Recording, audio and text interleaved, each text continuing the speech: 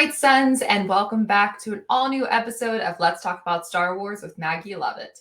It is a great week to be a Star Wars fan because we have gotten so much fantastic new content in like the past week, and we have more on the horizon.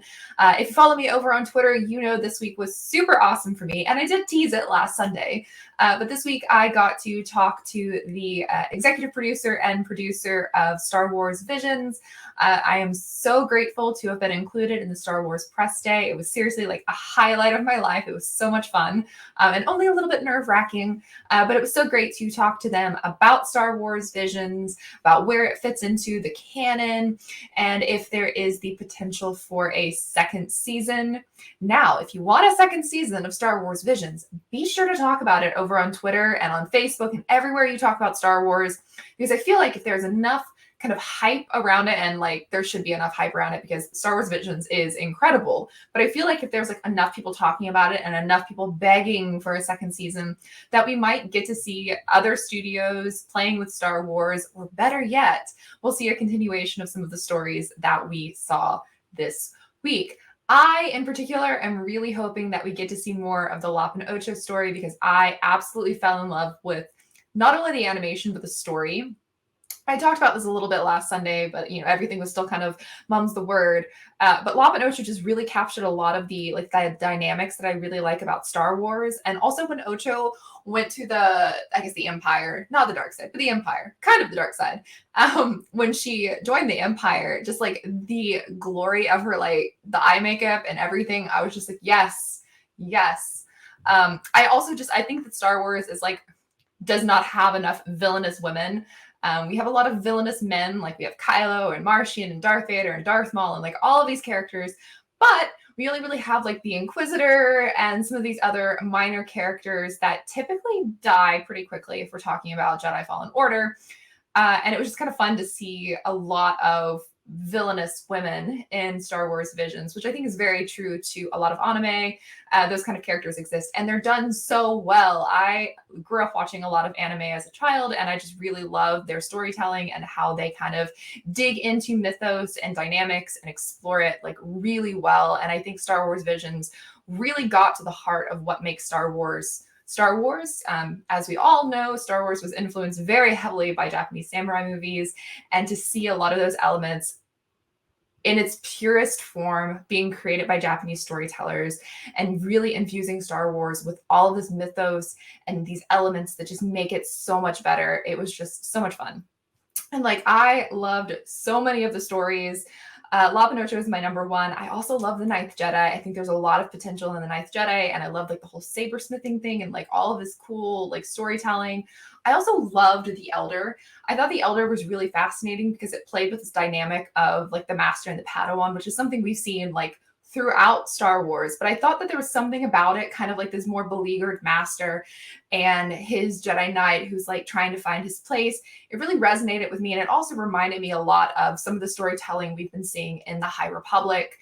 A lot of these dynamics, both with Jedi Knights and their Padawans, and then also with Masters and their Jedi Knights and their Padawans. I really like the way that this form of storytelling is being explored more, and I'm hoping that we get to see more of that. And then, of course, I really loved The Village Bride. I thought The Village Bride, the music was gorgeous in it. The storytelling was gorgeous. And that also has a lot of potential because those two main characters have, in such a short period of time, introduced so many little elements about their backstory that I want to know more. And then, of course, we also got The Duel, which we know more about the Ronin now because this beautiful book is coming out soon. I'm still reading it. I have not finished it yet. You should see my to be read pile. It is insane. But I did get my hard copy of The Ronin this week, and the book is just gorgeous. And I love what it says on the back. I am my own blood, and these people are my own people. Never again do I serve the Jedi. Never again do I yield to their lords. And I think this is it explores so many really interesting themes. And I really like the fact that the Duel exists kind of within its own realm. It's Star Wars, but it's not Star Wars. So there's a lot of really cool cultural influences and stories that are being explored within it. And also another badass female villain, which was awesome. And the way some of the stuff is written in the Ronin is really interesting to me as well. Really good, solid sci-fi. And yeah, I'm so excited about Visions. And then, of course, we have something else really exciting coming out this week. We have the Star Wars Legos Terrifying Tales, which I might have some more for you later this week, which I'm very excited about. But yeah, I have not I've ragged on Legos and Star Wars Legos, particularly the games. Like, I'm not a huge fan of the Star Wars Legos games, but I really did love the holiday special. So I'm like really excited to get to talk to all of you about Terrifying Tales because maybe I've already seen it. But I just really love that we have like so much Star Wars stuff, and like all of this is leading us towards the Book of Boba Fett, which is like so close. I can almost taste it. Like, I'm so excited for that. Yeah, we just have so much Star Wars stuff. It is such a good time to be a Star Wars fan. And then I also finally got my copy of The Edge of Balance. Shout out to Viz Media for sending it over to me. It was actually kind of funny. I was at the bookstore and I was looking at this because I didn't get it as a review copy. And I was like, oh, I should pick that up and read it. And then I got like a notification on my phone that something from Viz Media had been delivered. And I was like, how did they know? How did they know that I was getting ready to buy this? And I read it last night. Loved it so much. I have a full review coming out tomorrow. But I really, really love the story. I love Lily. I love where they're going with her story. And I cannot wait for the second manga because this was just so great. Also, who gave Stellan Gios the right to be this attractive as like a cartoon? Like, I have questions. Like, why are all of the Jedi and all of the Nile so attractive? It's really not fair. Like, I have questions. But I really love the story because it talked about some of the things that I have personally found really intriguing in the High Republic, which is kind of this concept of the Jedi have these very deadly weapons. Like, lightsabers can kill you. Like, one zap, you're done. You're cut in half. You're missing limbs. You're got a hole through your body. Like, it's not a good time if you are on the fighting side of a lightsaber. And so there's a lot of these kind of fun concepts about, like, why are Jedi considered peacekeepers if they're given this very deadly weapon to wield? Like, there's a disconnect there. And I think it's interesting that we're seeing this theme kind of explored throughout all of the High Republic, not just in the manga, but also in the books and in the comics. And I think that it really plays into some of the self-doubts and the questioning that a lot of the Jedi, like Keeve Trennis, for instance, are kind of starting to face as they are growing up and kind of getting more exposure. I feel like even at this point where the Jedi are essentially colonizing the Outer Rim, they're still very insular. So I think that as a lot of these Jedi are interacting with other people and encountering different cultures, that they're starting to kind of reevaluate who they are and what the purpose is as Jedi. And I really see that through line with a lot of this questioning to where the Jedi are in the Phantom Menace and Attack of the Clones and at the Fall and the Revenge of the Sith. And I think it's really, really good storytelling. And I so glad to be a Star Wars fan in this era because there's just so much good stuff and so many themes that I've always been really intrigued by. Like, we even get politics, not particularly in this, but we get politics in the High Republic, which I just absolutely adore. And it just makes me so happy. So excited. And then I also got another book this week. Shout out to Chronicle Books for sending over a Vader Family Sithmas, which is absolutely adorable and will definitely get you in the Christmas vibes. If you ever wondered what it would be like if Darth Vader was raising Luke and Leia and they celebrated Christmas instead of Life Day in a galaxy far, far away, this is the book for you. It is filled with so many hilarious little like in-jokes. Like, I have a bad feeling about this. I have a Christmas feeling about this. So many little fun things. It's great. It's just simple. If you have kids, it's like the perfect book to get them for Christmas. Definitely a pre-Christmas gift that you can read waiting for Santa, because Santa plays a part in this one. And it's just so much fun. Really a fan of this. This is, I think, the first time I have seen Jeffrey Brown's artwork and his storytelling, and it's really fun. Had a great time with that. And then, of course, you know, I am always out trying to find things at thrift stores and at used bookstores. And I did find 2 books this week at a thrift store rather than my usual used bookstore. And these are 2 really fun Revenge of the Sith era books. It is The Rise and Fall of Darth Vader and The Life and Legend of Obi-Wan Kenobi. They're in pretty good condition. There is some like water warping where I think it probably got damp at some point, probably in travel. But they are by Scholastics, written by writer Wyndham. And I remember these when I was a kid. I think I got these out at the library, so it is kind of fun to own them now. And I also just really like them. Like, there's no like title page.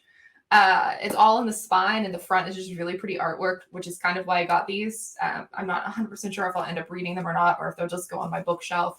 I'm trying to rebuild my catalog collection. But I had such a fun time finding those. I really love like the hunt for Star Wars content. It makes me really excited. I saw a lot, and I actually like exhibit a lot of self-control this week, and I did not buy as many Star Wars books as I was like kind of wanting to, because there were some really fun some of the like young readers adaptations, the Scholastics books. I have a couple from when I was a kid, and I actually think I'm going to get Hayden Christensen to sign one of them. But it's just been kind of fun to explore things that I remember seeing when I was a kid. And now I have grown-up money, so I can choose if I want to buy it for myself or not. Another thing that I got this week, I discovered a toy shop near where I live. Well, technically my mother saw it. We were driving towards another thrift store, and she was like, ooh, there's a toy store. And she recognized it as a toy store. It's a vintage toy store because there was a C-3PO in the window, and there was also like a Teenage Mutant Ninja Turtle and a Stormtrooper outside, which is really fun. And I went inside, and I didn't video record it because I kind of felt like it would seem like I was casing the joint. So I did not record inside. But oh my God, the sheer amount of Star Wars material that they had inside of this one room was insane. They had so many of the little contact figures from Phantom Menace. They had a bunch of stuff from Attack of the Clones. They had a number of like current line stuff. Like they had some Val, they had some Jen Erso, they had some Bodhi Rook. They had a couple Kylo and Rey figures. They had some Finn, they had some Poe. Some of it I thought was a little bit overpriced, because I've definitely seen some of these either on like Amazon for like from, I guess, other toy stores. And I've also seen them in some thrift stores for a little bit less. So I wasn't super led to buy a lot of stuff, though I did have to say no to a couple things. I was like, oh, I want this so bad, but I'm not going to buy it. But I did buy one thing, and I am so happy with it. I was looking at like, there was one of the portrait gallery, as you know, I've like got two of the Padme portrait galleries. They had a Princess Leia portrait gallery, and I was like kind of tempted to get it, but the price was like, I've seen it cheaper online. So I was like, I don't know. And then my mom saw this one, and she was like, what about this one? And I had to get it because it was a great price, but also it's something that I have previously like tried to buy on eBay and like lost. So I was really excited to see this in person and to actually like spin it. Now you know what I'm talking about. But it was one of the Epic Force figures. It is Leia, and it looks so much like Carrie. It made my heart hurt a little bit. But it's one of the ones that rotate. So it will be staying inside of the box. But it is one of the Kenner collection figures of her on Bespin, and I couldn't resist it. It has some wear and tear, like the little thing inside is slid down a little bit, but for the most part, like solid condition. Also, could not beat the price. It was only like $11. And I cannot wait to put her on the shelf next to my Padmes, so mother and daughter can be reunited. But that is everything that I have procured this week, both from press content or from my thrifting adventures. This week, I will be dropping an interview on Friday, most likely, that I can't wait for all of you to read. I'm very excited about that. I cannot say exactly whom I'm interviewing, but be sure to go over to the Outer Rim Beacon to check out the Calvin Scott interview that we did earlier this week. We just dropped it. I had so much fun talking to Calvin Scott. As you all know, I'm a huge fan of what he's been writing and contributing to The High Republic. The Rising Storm is by far my favorite Star Wars book I have ever read. And I just really like how he approaches the Star Wars universe. And it was such a fun conversation to chat with him about kind of where the Nile came from, some of the stuff about Jackson, which, not a huge fan of Jackson, but I'm very happy that people love that Jackson is back. I guess I have changed my opinion a little bit on Leppy because I do love Lop from Lop No Cho, but I'm still not a huge fan of giant rabbits running around in Star Wars for personal reasons. But it was such a fun conversation, and I really look forward to seeing what is in the next wave, because it sounds like maybe some of the heat will be off of him for killing our faves, and some of the other authors might be, torturing us. But it was just so much fun. And it was so fun because I got to interview Kevin. And then like immediately afterwards, I got to interview for the Star Wars Vision. So it was just like a super Star Warsy day and just so much fun. So another interview will be up with someone really cool later this week. And of course, don't forget to watch Terrifying Tales over on Disney Plus when it premieres on Friday. You don't want to miss it. It's very fun. And until then, as always, may the force be with you. I will hopefully be back on Sunday. I do leave for New York Comic Con the next day, so it depends on where I am in my packing state. But I do hope to record some stuff when I'm at New York Comic Con and hopefully kind of share the experience with you.